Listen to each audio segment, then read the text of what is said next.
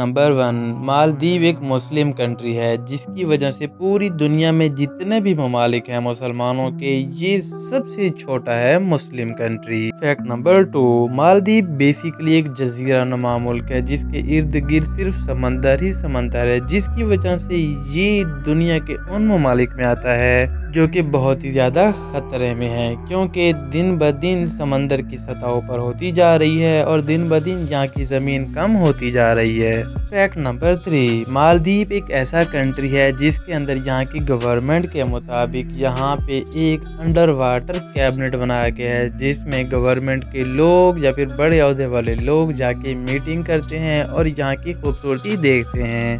Fact number 4, Maldives basically एक island country है। तो अगर बात करें कि यहाँ पर कितने आइलैंड मौजूद हैं, तो एक अंदाजे के मुताबिक, एक कैलकुलेटेड सर्वे के मुताबिक 1192 आइलैंड पाए जाते हैं।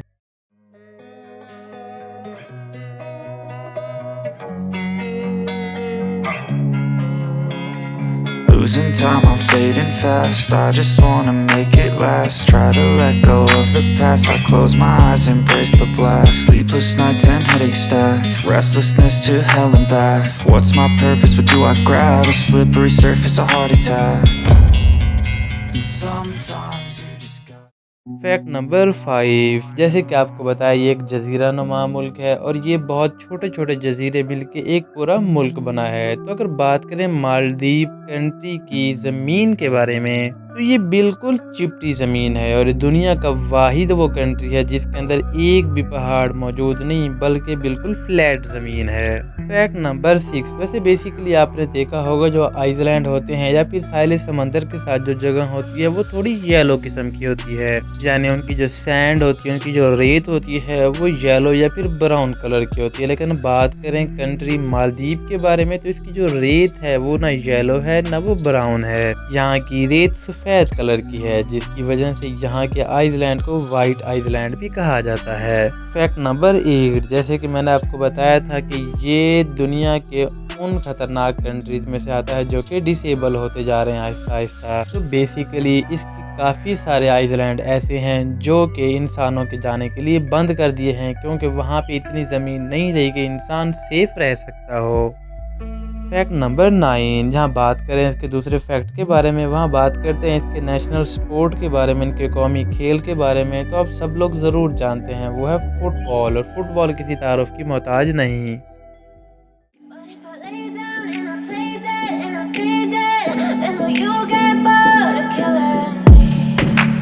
Silhouettes of you are like a taunt. Never really know just what you want. With you I don't ever feel calm. I can feel the sweat inside my palms. Play with me like cats. Fact number 10, अगर बात करें यहाँ के कौमी जानवर के बारे में, तो इनका जो कौमी जानवर है वो है येलोफिन टूना। बेसिकली ये एक मछली है जो कि समंदर में पाई जाती है और जो तकरीबन ओशन में पाई जाती है। ओशन बेसिकली उस चीज़ को कहा जाता है, समंदर के उस हिस्से को कहा जाता है जो कि बहुत ही ज़्यादा गहरा हो।